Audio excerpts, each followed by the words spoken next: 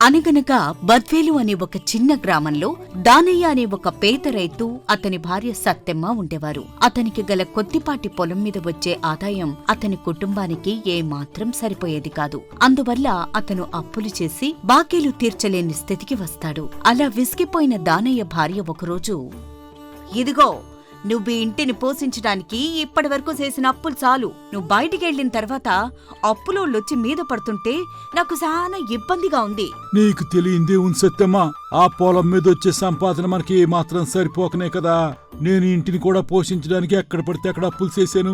ఇక తిరిగి వాళ్ళకిద్దామంటే నా దగ్గర ఒక పైసా కూడా లేదు.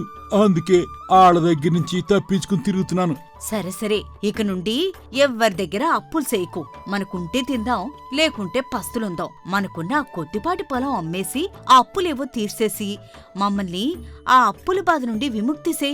ఆ అప్పులోళ్ల బాధ నేనిక భరించలేను బాబూ అని దానయ్యకు సత్తెమ్మ సలహా ఇస్తుంది. దాంతో దానయ్య ఇక చేసేదేమీ లేక ఆమె సలహా ప్రకారం తన పొలాన్ని అమ్మకానికి పెడతాడు. కష్టాల్లో ఉండి అమ్ముకుంటున్నాడు కనుక సాధ్యమైనంత తక్కువ ధరకు ఆ పొలం కొనుక్కుందామని ఊళ్ళో వాళ్లు నోటికొచ్చిన ధర అడుగుతూ ఉంటారు. ఇదిగో దానయ్య, నీ పొలంలో అసలు పంట దిగుబడి సరిగ్గా లేదు కదా, అందుకని నువ్వు అడిగిన ధరలో సగం నేను ఇస్తాను. నీ పొలం నాకు అమ్మేసి.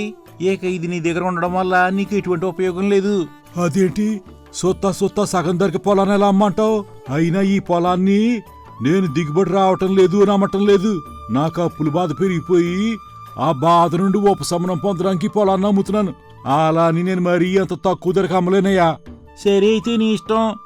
ఏదో సాటి రైతువి, కట్టాల్లో ఉన్నామని సాయం చేద్దాం అనుకున్నాను. ఏకనే ఇట్టం అని చెప్పి వెళ్ళిపోతాడతను. అయితే తన అవసరాన్ని వారికి అవకాశంగా మార్చుకుంటున్నందుకు దానయ్య ఎంతో బాధపడతాడు. ఈ సంగతి తెలుసుకున్న అదే ఊళ్ళో ఉండే సీనయ్య అనే రైతు దానయ్య వద్దకొచ్చి ఇలా అంటాడు. ఏంటి దానయ్య, ఎలా ఉన్నావు? రారా సీనయ్య, నేను బాగానే ఉన్నానయ్యా. నువ్వెలా ఉన్నావు? నేను బానే ఉన్నాను. నీ పొలం ఏదో అమ్మేస్తున్నావని విన్నాను. నేను విన్నది నిజమేనా?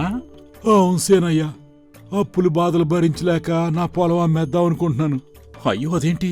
నీకు ఎందుకు ఈ దుస్థితి? అసలు ఈ రోజు మేమిలా ఉన్నామంటే ఆ రోజుల్లో మీ తాత తండ్రులు మా కుటుంబం కష్టాల్లో ఉన్నప్పుడు మా తాతలకు సహాయం చేయడం వల్లే కదా. అలాంటిది ఈ రోజు నీ దుస్థితి చూస్తుంటే నాకు చాలా బాధగా ఉంది.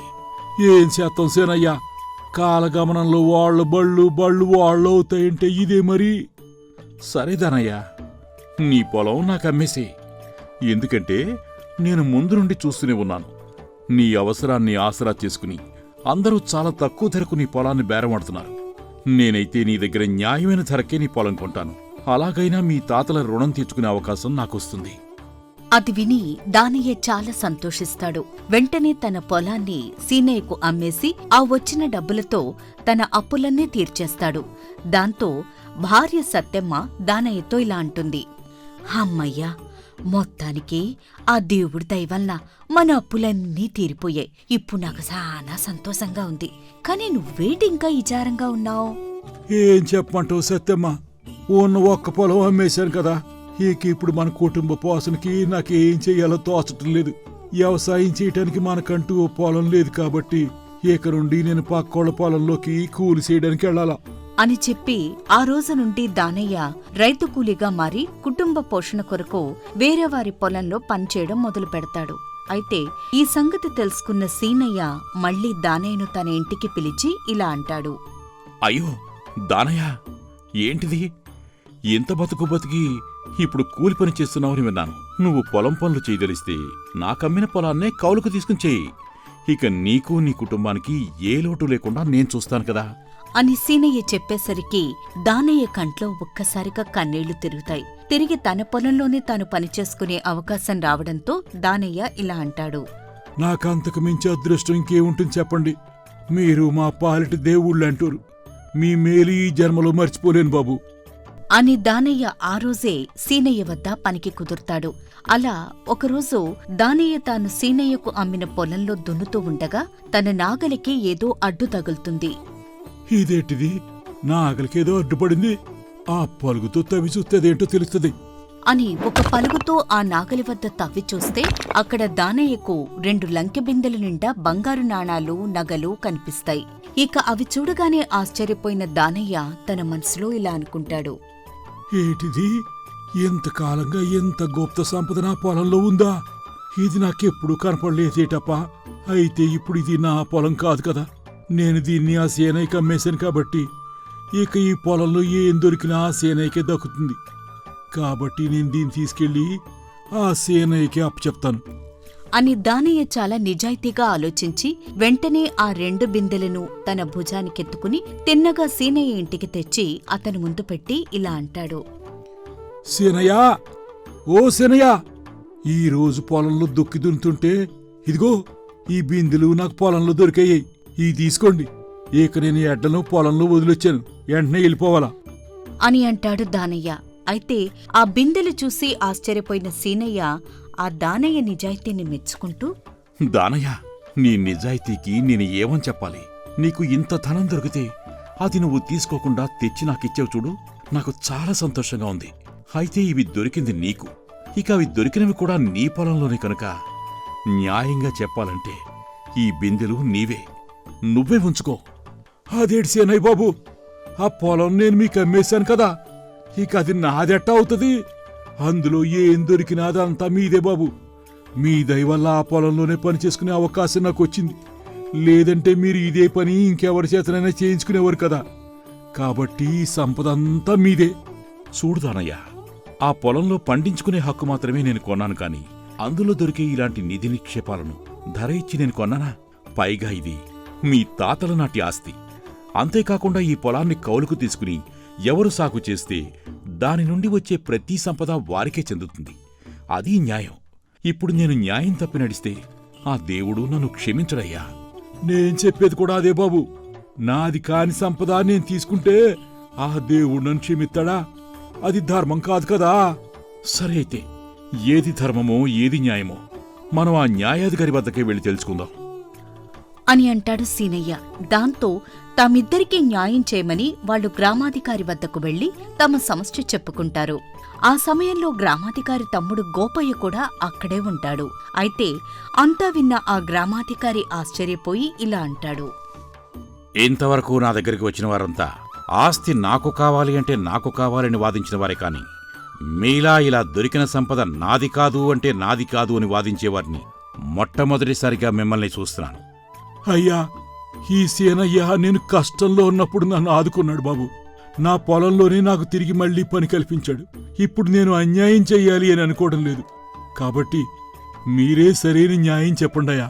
అయ్యా, ఇందులో నేను చేసిందే ఉంది? అతను పొలం అమ్మాడు, నేను డబ్బిచ్చి కొనుక్కున్నాను. నేను ఆ పొలాన్ని సాగు చేయడానికి ఎవరినో ఎందుకని అతనికి పని అవసరం కాబట్టి అతన్నే చేసుకోమన్నాను. ఇందులో నా గొప్పతనం ఏం లేదయ్యా.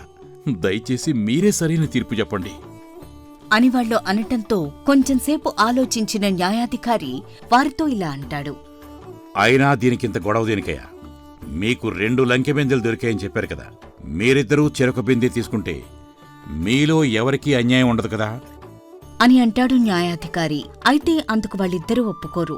అంత అన్యాయం తాము చేయలేమని ఇద్దరూ ఏకగ్రీవంగా అంటారు. దాంతో అప్పటి వరకు వారి సమస్య వింటున్న ఆ న్యాయాధికారి తమ్ముడు గోపయ్య కలుగజేసుకుని వారితో ఇలా అంటాడు. సరే అయితే ఇప్పుడు ఏమంటారు మీరు? ఇద్దరికీ ఒకరికొకరు అన్యాయం చేసుకోము అంటారు, అంతే కదా? అయితే మీరిద్దరూ నేను చెప్పినట్టు చేశారంటే మీ ఇద్దరికీ న్యాయం జరిగే అవకాశం ఉంది.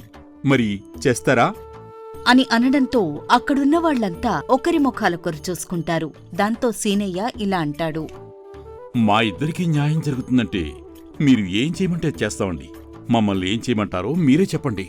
అవునవును, నేను కూడా మీరు చెప్పినట్టే చేస్తాను బాబు అంటారు ఇద్దరు. దాంతో గోపయ్య వాళ్ళిద్దరితో ఇలా అంటాడు. ఇప్పుడు ఇక్కడ 2 బిందెలున్నాయి కదా. ఇప్పుడు మీరిద్దరూ వీటిలో నుండి చెరొక బిందె తీసుకుని 1 నెల రోజుల పాటు మీ వద్ద ఉంచండి. ఇక మీరు 1 నెల తర్వాత తిరిగి మా దగ్గరికి వస్తే మేం బాగా ఆలోచించి మీ ఇద్దరికీ న్యాయంగా తీర్పు చెబుతాం. అంతవరకు మాకు కొంత సమయం ఇవ్వండి అని అంటాడు గోపయ్య. దాంతో ఆ ఇద్దరూ చెరొక బిందె ఎత్తుకుని ఎవరిళ్లకు వాళ్ళు వెళ్ళిపోతారు. ఇక వాళ్ళు వెళ్ళిపోగానే ఆ న్యాయాధికారి తన తమ్ముడికేసి తిరిగి, ఇదేం సలహారా? 1 నెల తర్వాత వాళ్ళు మళ్ళీ వస్తే నేను ఏమని తీర్పు చెప్పాలి? వాళ్ళిద్దరూ సంపదను పూర్తిగా తీసుకోవడానికి ఇష్టపడటం లేదు, అలాగని చెరిసగం పంచుకోవడానికి కూడా సిద్ధంగా లేరు అని అంటాడు. దాంతో గోపయ్య ఒక నవ్వు నవ్వి, లేదు లేదన్నయ్య, ఒక నెల తర్వాత ఆ డబ్బు మాయ వల్ల వాళ్ళు మళ్ళీ మన దగ్గరికి తిరిగి రారు. ఒకవేళ వస్తే అప్పుడు చూద్దాంలే. ఆ మాటలకు న్యాయాధికారి కూడా ఆశ్చర్యపోయి, అదేవని ఎందుకు తిరిగిరారు వాళ్ళు? నేను తెలుసుకోవచ్చా? తినబోతు రుచులెందుకన్నయ్యా, ఒక్క వారం రోజులు ఓపిక పట్టావంటే అసలు వాళ్ళు ఎందుకు తిరిగి మన దగ్గరికి రారో నువ్వే చూస్తావు కదా అంటాడు గోపయ్య. అలా వారం రోజులు గడుస్తాయి. ఒకనాటి అర్ధరాత్రి గోపయ్య న్యాయాధికారిని వెంటబెట్టుకుని దానయ్య ఇంటి దగ్గరకొచ్చి ఇంటి బయట నిలబడతాడు. ఇంట్లో నుంచి దానయ్య మాటలు ఇలా వినిపిస్తాయి. సత్యమా, వారం రోజులుగా మన ఇంట్లో నా కళ్ళెదురుగా ఎంత విలువైన సంపద చూస్తుంటే నేను నా దగ్గరికి నన్ను వెతుక్కుంటూ వచ్చిన సంపదను కాదని ఏదైనా తప్పు చేశానంటావా? నువ్వు చేసిందాన్ని తప్పు అనరు, మా పాలిటి ద్రోహం అంటారు. నువ్వు ఎలాగో మాకు 2 పూట్లా తిండి పెట్టలేకపోతున్నావు.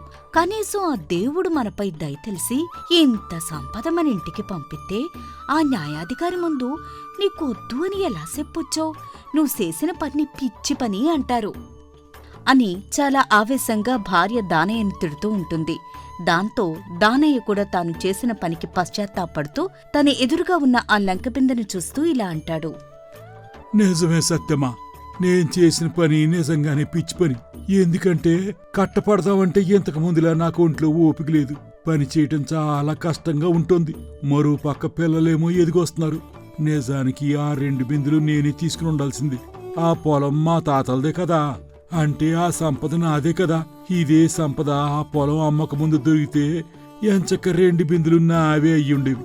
కాని ఇప్పుడు ఆ 2వ బిందు కూడా నాకు ఇప్పించమని ఆ న్యాయాధికారిని అడిగితే నలుగురు నవ్విపోతారే. ఇక దొరికిన ఈ 1 బిందును నేను తిరిగి ఇవ్వను. ఈ బిందులో ఉన్న బంగారంతో ఎంత పొలం కొనుక్కుని హాయిగా ఉందాం. ఎంతకన్నా నేను చేయగలిగింది ఏం లేదు అని అనడం ఆ ఇంటి బయట ఉన్న న్యాయాధికారి విని ఆశ్చర్యపోతాడు. వెంటనే గోపయ్యతో ఇలా అంటాడు. ఏమిటి ఈ దానయ్య ఎలా మాట్లాడుతున్నాడు? మన దగ్గరికి వచ్చినప్పుడు న్యాయం ధర్మం అన్నాడు, ఇప్పుడు ఆ 2వ బిందె కూడా ఉంటే బాగుంటుందంటున్నాడేమిటి? ఏమిటి విచిత్రం? అదే మరన్నయ్య, డబ్బు మాయ అంటే అది దూరంగా మనకు అందుబాటులో లేనప్పుడు ఉన్నదాంతోనే సర్దుకుందామనిపిస్తుంది. మనకు ఇంతకు మించి వద్దు అనిపిస్తుంది. కానీ అది మన దగ్గరలో ఉంటే మాత్రం ఇంకా ఇంకా కావాలి అనిపిస్తుంది. అందుకే వాళ్ళని ఆ రోజు చెరొక బిందె తీసుకువెళ్ళమని చెప్పాను. ఇంకా ఇదేం చూశావు? ఇప్పుడు సీనయ్య సంగతి కూడా తెలుసుకుందాం పదా అని గోపయ్య న్యాయాధికారి అక్కడ్నుండి సీనయ్య ఇంటికి వెళ్లి ఒక గోడచాటుగా నిలబడి లోపల్నుంచొచ్చే మాటలు వింటూ ఉంటారు. లోపల సీనయ్య కూడా తాను తెచ్చిన ఆ లంకెబిందెను ముందు పెట్టుకుని దాన్నే తదేకంగా చూస్తూ ఇలా అనుకుంటాడు. ఆ దానయ్య నేరుగా ఈ 2 లంకెబిందెలు తెచ్చి నాకిచ్చినప్పుడు నేను వాటిని నా దగ్గరే ఉంచేసుకోకుండా ఆ న్యాయాధికారి వద్దకు వెళ్లి తప్పు చేసినట్టున్నాను. ఆ పొలం నాదే అయినప్పుడు అందులో దొరికిన ఈ లంకెబిందెలు కూడా నావే కదా. వాటిని దానయ్యమైనా పొలంలో పాతిపెట్టాడా ఏంటి? కాని ఇప్పుడు ఆ న్యాయాధికారి వద్దకెళ్ళి ఆ 2వ బిందె కూడా నాకే ఇప్పించమంటం భావ్యంగా ఉండదు. ఇక దొరికిన ఈ 1 బిందెతోనే నేను సంతృప్తి పడాలి. మళ్ళీ నేను ఎట్టి పరిస్థితుల్లోనూ ఆ న్యాయాధికారి దగ్గరికి వెళ్ళను. ఇక బయట నుండి ఆ మాటలు విన్న న్యాయాధికారి సీనయ్య ఆశకు విస్తుపోయి అక్కడ్నుండి తిరిగి ఇంటికి బయలుదేరి గోపయ్యతో ఇలా అంటాడు. ఏమిటి గోపయ్య వీళ్ళ ఆలోచనలు? అసలు నువ్వు చెప్పిన మాట నిజమే సుమా. వాళ్ళు ఇంక ఎట్టి పరిస్థితుల్లోనూ మన దగ్గరికి రారు. వీరిద్దరూ ఏదో నీతిమంతుల్లా మాట్లాడారు. ఇప్పుడు పూర్తిగా దానికి వ్యతిరేకంగా ఉన్నారు. అయినా వాళ్ళ అసలు సంగతి నువ్వెలా తెలుసుకున్నావు? అన్నయ్య, వాళ్ల నీతి నిజాయితీని మనం తప్పుపట్టలేమన్నయ్య. ఎందుకంటే ఆ దానయ్య నీతిలేనివాడే అయితే తనకు దొరికిన ఆ బిందెలను అసలు సీనయ్యకు ఇచ్చేవాడే కాదు. అలాగే ఇక సీనయ్య కూడా నీతి గలవాడు కనుకనే వాటిని నిరాకరించాడు. కాని వారం రోజుల పాటు ఆ ధనలక్ష్మీదేవి వాళ్ల కళ్ల ఎదుట కనిపిస్తూ ఉండేసరికి ఎంతటి నీతిమంతుడికైనా ఆశ పుట్టుక మానదు. అది మానవ స్వభావం. దాన్ని మార్చే శక్తి ధనానికి ఉంది. దాన్నే డబ్బు మాయ అంటారు. అవునవును, నువ్వు చెప్పింది నిజమే. డబ్బు అనేది ఎంతటి గొప్పవారి మనస్సునైనా ఇట్టే మార్చేస్తుంది. ఈ డబ్బు మాయ నుండి తప్పించుకోవడం సామాన్యులకు సాధ్యం కాదు. ఇంకా వాళ్ళు ఎట్టి పరిస్థితుల్లోనూ న్యాయం కోసం మన దగ్గరికి రారు. మొత్తానికి ఈ సమస్యను చాలా చాకచక్యంగా పరిష్కరించావు గోపయ్య అని ఇద్దరూ నవ్వుకుంటూ వెళ్ళిపోతారు. ఇక మరుసటి రోజు నుండి దానయ్య ఆ డబ్బుతో ఒక పొలం కొనుక్కుని సాగు చేయడం మొదలుపెడతాడు. ఇక సీనయ్య కూడా దానయ్యను పిలవకుండా ఆ 2వ బిందెను తన వద్దనే ఉంచేసుకుంటాడు. ఈ కథ కనుక మీకు నచ్చినట్లయితే లైక్ చేయండి, షేర్ చేయండి, మరిన్ని కొత్త కథల కోసం సూపర్ స్టోరీస్ తెలుగు ఛానల్ని సబ్స్క్రైబ్ చేయండి.